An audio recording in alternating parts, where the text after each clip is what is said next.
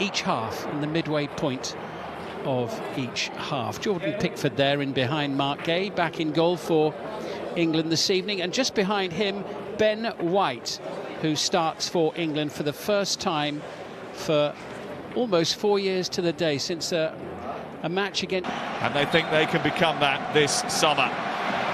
In September, time to show just how good they have become under Thomas Tuchel. Lee Dixon is alongside us in the commentary box tonight. Back to Kobbie Mainoo, into Gordon again.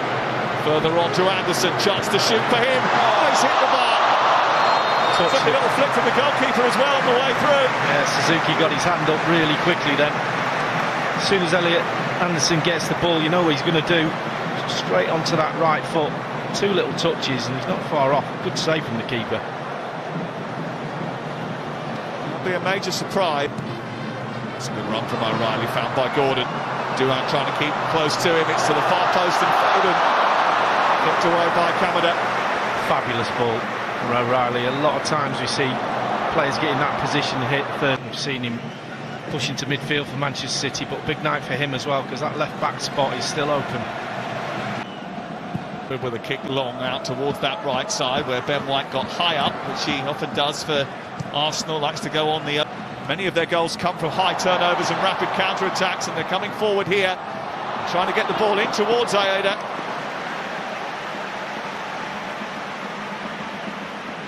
Really good movement down that left-hand side. Ben White will be really disappointed. Bernabei finds Ito, and now Mitoma. There was just 1 or 2 waiting for the second ball back, and Ito almost nipped in ahead of Jordan Pickford. Well, it's sloppy from England, it really is, on this left-hand side. Just started a little bit scrappy. This is O'Reilly, had a very good experience. Gordon, Foden, Gordon again, looking to run aggressively at Watanabe. And it came off Watanabe, but I think took a flick. I wonder why. Taken down by Ueda. Looking to try and wrestle away from Elliot Anderson, who's given away. Here's Cole Palmer. England have turned it over now. Rodgers, it was just a little bit too much for him and ended up running out of room. Yeah, just Croatia on penalties. Anderson. Found from behind by... Press, but you're going from the wrong positions. They seem to have it spot on at the moment. Foden just trying to get away from Watanabe, who leaves a little bit too much on him and gives away the free kick to England in a dangerous zone. Here, it's Palmer's delivery. It's a bit behind Anderson. Might drop for Rodgers inside the box. Rodgers, White going on that overlap, bursting into a crossing position. There's 2 waiting in the centre. Ito puts it behind before it can reach Foden.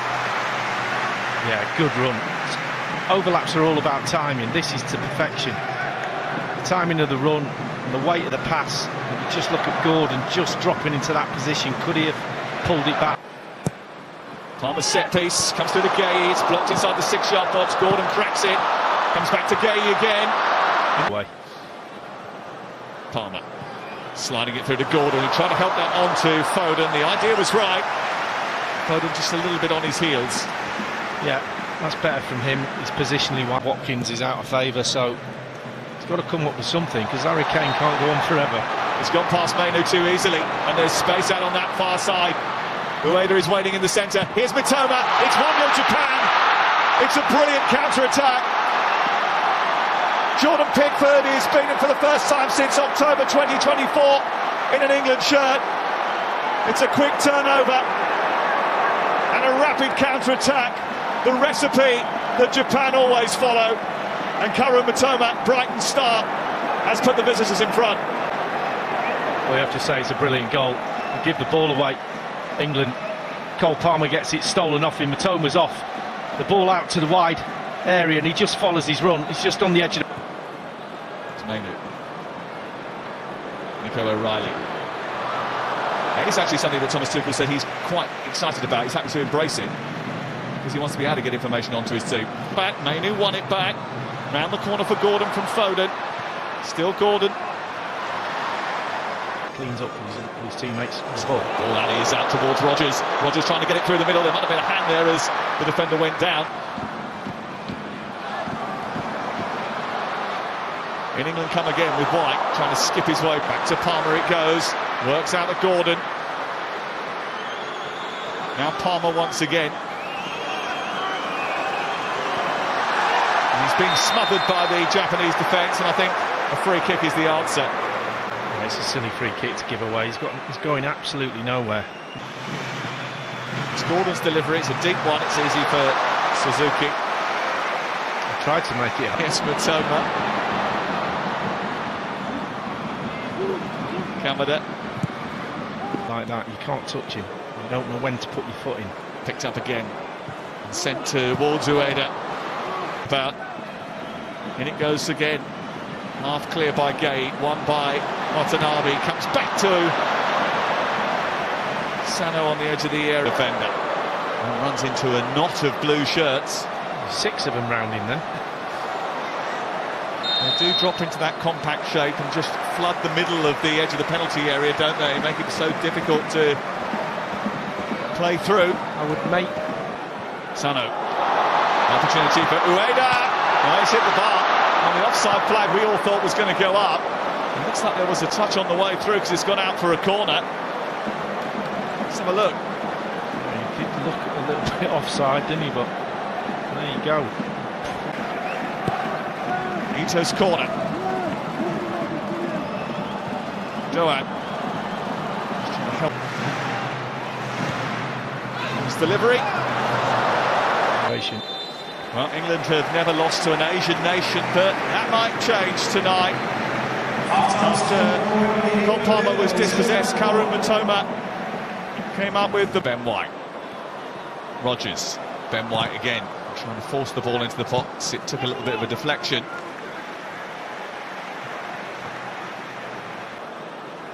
Palmer's delivery. Suzuki, it's a brilliant take. It's Doan. Tests the legs and reflexes of Pickford. And the danger's not past yet. Taniguchi. Back in towards Doan again, who made an intelligent run. This time, Doan. Okay, he goes across to him. Doan with a cross. Mainu is beaten to it. Ito into the centre. Aida is there. And Mainu eventually comes back to tidy up again for England. But it's Japan who have started the second half with more purpose. Intentions of Ben White might just do that. Pulls it back. Ito. Blocked by Mark Gay.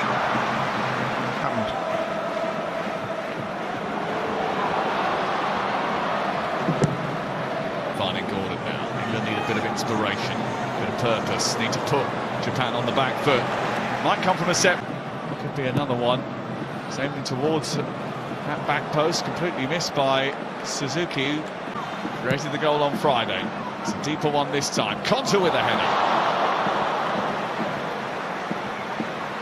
Just narrowly wide from Ezri Konta. He just gets a little push there from the defender, a little arm in him. It's good defending.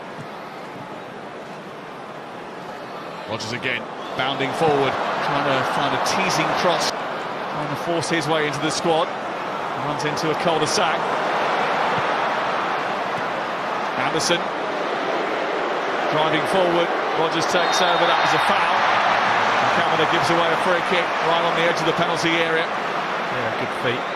Bowen. And Rogers over it. Rogers went for that one, but he tried for Aston Villa, where he tries to dink it. Back heel into the path of Rogers was a good one. In by Hall, he took a little deflection and again.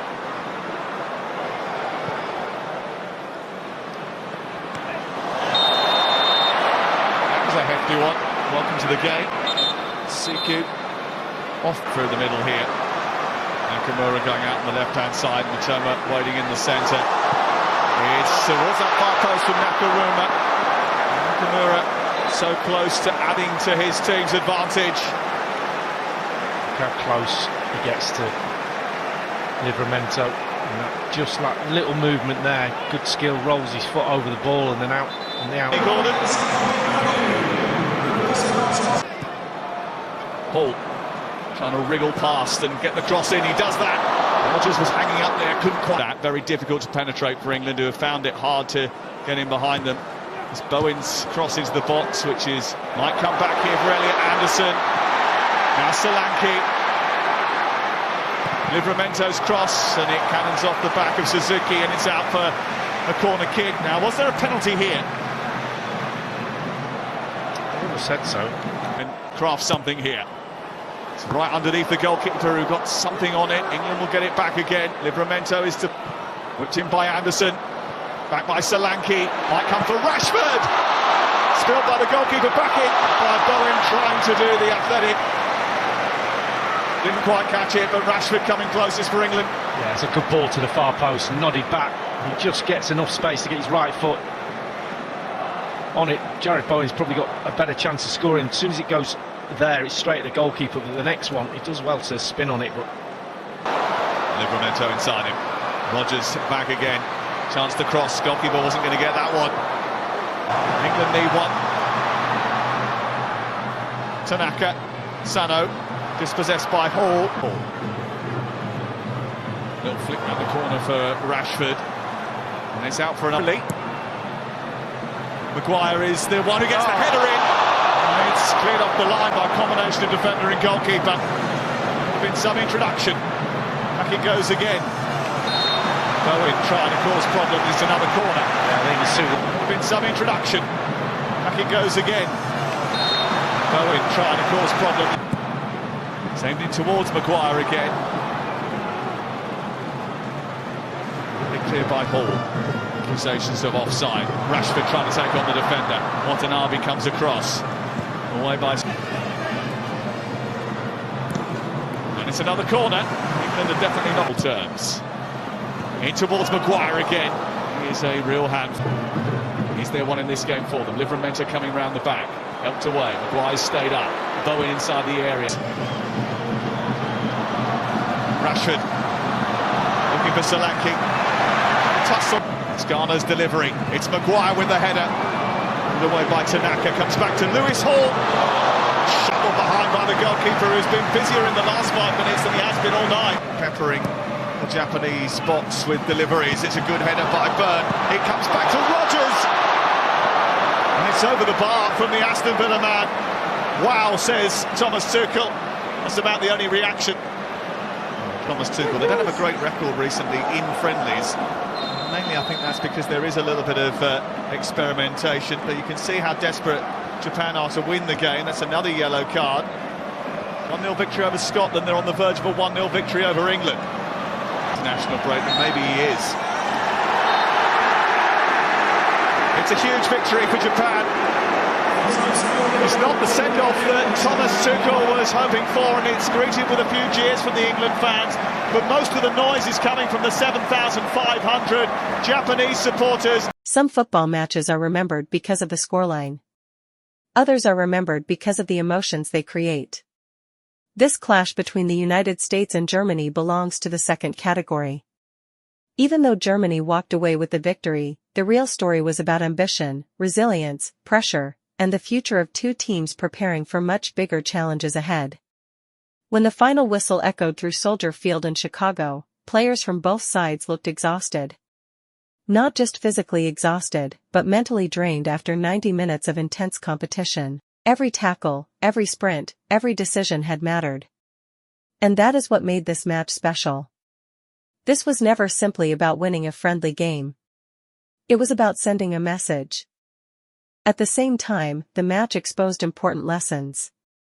Against top opponents, you must finish your opportunities. You must stay organized during transitions. And when momentum is on your side, you must make it count. For Germany, the victory reinforced their identity. They may go through difficult periods, but when the pressure rises, they still possess players capable of changing a game instantly. For the United States, this defeat felt frustrating, but also encouraging. They were close. Very close. And sometimes the most dangerous team is not the one that wins today, it is the one that learns from losing. Experience. Germany understood how to manage the difficult moments. They understood when to slow the game down, when to attack quickly, and when to defend with discipline. Those small decisions often decide matches between good teams and great teams. As the clock moved toward the final whistle, the United States threw everything forward. The crowd continued believing. The players continued fighting. But Germany held firm. When the referee finally blew the whistle, the scoreboard showed a German victory. Yet the story was much deeper than the result. Germany left with the win, but the United States left with something valuable too, proof that they could compete with one of the world's elite teams. They created chances, matched Germany physically, and showed moments of real quality. As the minutes passed, the physical nature of the game became even more obvious. Players were exhausted. Challenges became heavier. Bodies were hitting the ground everywhere. You could see the effort written on every face. One of the most interesting aspects of the second half was how emotional the players became. Pulisic argued for decisions, fought for possession, and tried to inspire his teammates through pure determination. Germany responded with their own intensity. Neither side wanted to lose control emotionally, but both sides were playing with pride. The United States created late opportunities. There were dangerous crosses, blocked shots, and moments where the crowd held its breath expecting an equalizer. But Germany kept finding a way to survive. Sometimes it was a defender stepping in at the last second. Sometimes it was the goalkeeper. Sometimes it was simply experience. And that is what separated the two teams in the end. Not talent. Not effort. The tension kept building. Then came the turning point. Germany won possession in midfield and quickly moved the ball forward. The attack developed with the kind of speed and precision that German teams are famous for. The American defense tried to recover, but Sané had already found the space he needed. And when a player like Leroy Sané gets space, even for a second, he can destroy you. He struck the ball with power and confidence, beating Matt Fries and putting Germany back in front. The German fans erupted. The noise inside the stadium changed instantly. One side exploded with joy while the other felt the pain of watching the game slip away. This goal was more than just a finish. It was the reward for Germany's patience. They had absorbed pressure, survived dangerous moments, and then punished their opponent at exactly the right time. The opening minutes of the second half actually belonged to the Americans. They created dangerous opportunities almost immediately. Pulisic found space, Balogun made intelligent runs, and the German defense looked vulnerable for a few moments. There was even a sequence where the United States appeared certain to score, but somehow Germany survived. That moment was psychologically huge. In football, when you miss a major chance against a powerful opponent, you often pay for it later. Germany sensed that they had escaped danger, and suddenly their confidence began to grow again. Christian Pulisic was everywhere. He kept demanding the ball, driving at defenders, and trying to create something special. What made his performance impressive was not just his skill, it was his mentality. Even after heavy challenges and physical contact, he continued attacking. He refused to disappear from the game. Just when the United States felt the momentum shifting in their favor, Germany reminded everyone why world-class teams are so dangerous. The second half was not simply about football anymore. It became a test of mentality, endurance, and emotional control.